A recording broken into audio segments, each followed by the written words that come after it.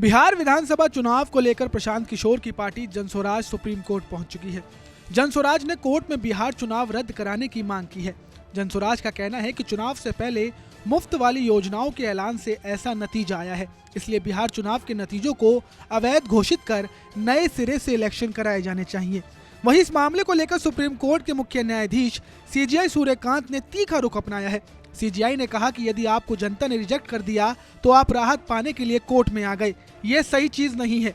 CJI ने साथ ही साथ इस मामले पर सुनवाई करने से इनकार भी किया। एससी ने जनस्वराज को इस मामले को हाई कोर्ट में ले जाने को भी कहा। चीफ जस्टिस सूर्यकांत और जस्टिस जोगमाल्या बागची की बेंच ये कहते हुए अर्जी खारिज कर दी कि आपको चुनाव में जनता ने खारिज कर दिया तो राहत के लिए अदालत आ गई। प्रशांत किशोर की पार्टी जनस्वराज ने बिहार की 243 विधानसभा सीटों में से 242 पर कैंडिडेट उतारे थे, लेकिन वह एक भी सीट नहीं जीत पाए। कोर्ट ने कहा, आपको कितने वोट मिले? आपको एक बार जनता ने खारिज कर दिया तो आप अदालत के मंच का इस्तेमाल करते हुए राहत चाहते हैं। यदि किसी स्कीम से आपत्ति थी तो उसके खिलाफ बात करनी चाहिए थी। ऐसा नहीं हो सकता कि आप कोर्ट से किसी चुनाव को ही खारिज करने की बात करें। कोर्ट ने आगे कहा, यह एक राज्य से जुड़ा मामला है, इसलिए आपको हाई कोर्ट जाना चाहिए। कुछ मामलों में फ्री की स्कीमों को लेकर सवाल उठाए जाते हैं, उन पर विचार किया जा सकता है। वहीं दूसरी तरफ जनस्वराज का पक्ष रखते हुए वकील सीयू सिंह ने कहा, चुनाव से ठीक पहले एक ऐसी स्कीम का ऐलान किया गया जिससे मतदाताओं के खाते में पैसे डाले जाने थे। फिर जब चुनाव आचार संहिता लगी हुई थी, उसी दौरान लोगों के खाते में रकम ट्रांसफर की गई। इससे लोगों को प्रभावित करने की कोशिश हुई। जनस्वराज ने अपना पक्ष रखते हुए कहा कि जनस्वराज ने मुख्यमंत्री महिला रोजगार योजना पर सवाल उठाए। योजना के तहत सरकार ने ऐलान किया था कि हर परिवार की एक महिला को 10,000 रुपए दिए जाएंगे।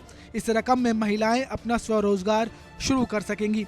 आकलन के बाद महिलाओं को 2 लाख रुपए तक की अतिरिक्त मदद भी मिलेगी। याचिका में कहा गया कि योजना को जीविका योजना से जोड़ा जाए। जीविका योजना में पहले 1 करोड़ महिलाएं सदस्य थी, बाद में गैर पंजीकृत महिलाओं को भी नामांकन की अनुमति दी गई। इससे कुल संख्या बढ़कर 1.56 करोड़ तक पहुंच गई। अब देखा जाए तो सुप्रीम कोर्ट के रुख से साफ है कि चुनाव परिणामों को चुनौती देने के लिए कोई ठोस कानूनी आधार होना बेहद जरूरी है। जहां अदालतें लोकतांत्रिक फैसलों में अनावश्यक हस्तक्षेप से बचना चाहती है। अब नजर इस बात पर भी रहेगी कि जनस्वराज इस मामले को हाई कोर्ट में ले जाती है या फिर राजनीतिक स्तर पर इस मुद्दे को आगे बढ़ाती है। आपको क्या लगता है, हमें कमेंट कर जरूर बताएं। नमस्कार, मैं हूं मानक गुप्ता। अगर आपको हमारा ये वीडियो पसंद आया हो तो इसे लाइक और शेयर जरूर करें, और हाँ, हमें सब्सक्राइब और फॉलो करना ना भूलें ताकि आप देश और दुनिया की कोई खबर मिस ना करें। तो जुड़े रहिए हमारे साथ और देखते रहिए न्यूज़ 24।